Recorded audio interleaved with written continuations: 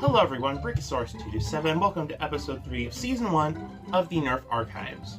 The show where we take a look at all kinds of different blasters from all kinds of different time periods from all kinds of different brands, and talk about them, analyze them, and document them for future generations to look back on so they can know more about these wonderful blasters. The reason I started this series is so I can talk about blasters that not many people talk about, or not many people know about, and then another reason was I wanted to talk about weird blasters. Well, today we got both. This is something not many people besides Mongoose Jake have really talked about, and it's one of the weirdest blasters I've ever seen. So weird, in fact, I had to pay $4 whole for it at the thrift store. I know. So, anyway, today we're going to be taking a look at the Bee Mech 12.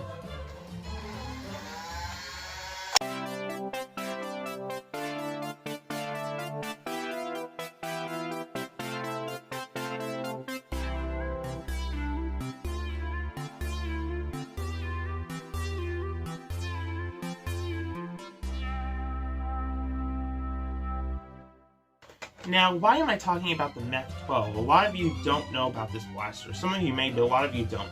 It is, first off, it's one of the weirdest blasters ever released by Bee, because it takes stuff like the Tommy 20 and the Mech 20, and it makes this a really weird semi-auto blaster. It very closely resembles the Barricade in how it operates. It's a cylinder that holds about 12 rounds. Barricade has a cylinder that holds 10 rounds. They each have a switch on the side that you flip, and they're both semi-auto, flywheel blasters as well. This blaster released back in 2008, quite a while ago, and this was right when Nerf's N-Strike was kind of hitting its peak, and Bee really stepped in the game with this blaster. Now, there's quite a few interesting things about it. I don't think it comes in any other variants, but I could be wrong. It could come in a blue variant. If it does, please let me know, because that would be really cool. I want to get my hands on a blue variant really bad, if there is one. I can't seem to find any. So, as far as I know, no other variants. This released along with other blasters, like I said, the Tommy 20 and the Mech 20. But this blaster is the most unique for one reason. You see that? That's a grip. A grip. You know, people make fun of how small Bee grips are nowadays. I mean, they fixed it, but like, look at this. Is this even a grip? It's not broken. That's the grip.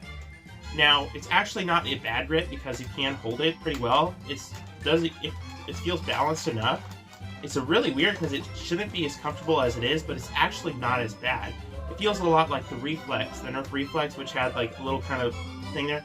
It feels a lot like that, but it's not that bad. It's not terrible, but it's so weird looking, and most people assume it's bad. It's not a good grip in it by any means, but it's not terrible. It's not insanely uncomfortable. It's actually relatively easy to grab hold of, surprisingly. Just the whole design, it looks like a banana. It's so weird. It's so odd, and it's just definitely an interesting blaster. Operating the blaster is pretty interesting. It's about the same as you would expect, but they only take Bee darts, and I think you can get a flywheel cage to convert this into standard darts.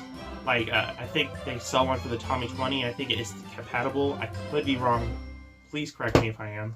But Mongoose Jake did a really good video on it. I recommend you check it out. Loading the blaster is pretty simple. You just take your darts and make sure they're Bee darts, or they could be Nerf Velcro tip darts. Any kind of dart with a large head right here will work good because the flywheels can't grip any other type of dart. So basically, you load your darts into the blaster, flip the switch on the side, and fire.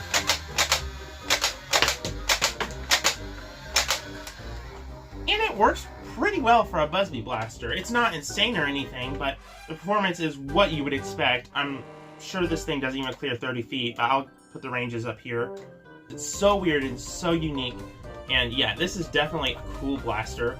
Doesn't have much as far as what it can offer us today, but I think it's a really, really fun thing. There is mod potential. Like I said, you can replace the flywheel cage, and that's about it. I guess you could brass these little barrels here to make it tighter and rewire it. Who knows? It does have, I wonder if it has any, if it's like a Tommy 20, I wonder if it has good motors to use for other blasters. But overall, what it can offer us today is not much. It's not very good with combat unless you mod it, and it does have some mod potential, but not a lot. It's also pretty uncommon. You can get these on eBay for like 10 bucks. I've seen them around.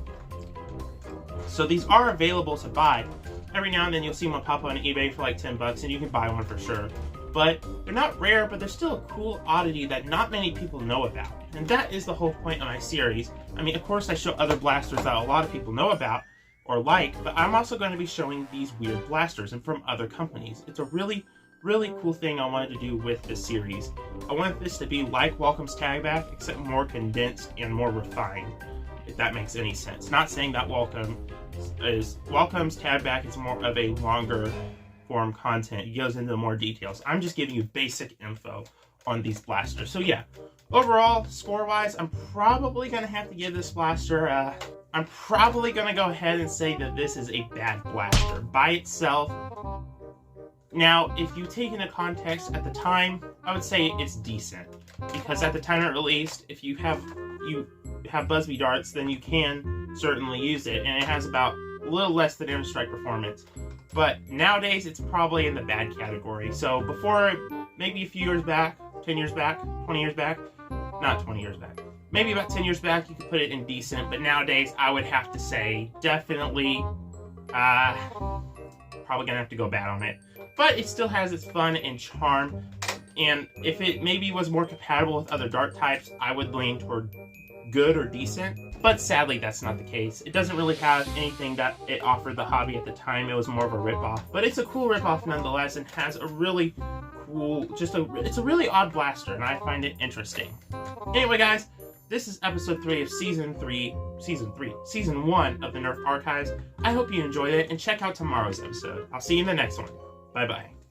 My junk drawer, my junk drawer. So many things, I don't know what they're for, but I won't let it go, no, I will add more useless little things to my junk drawer.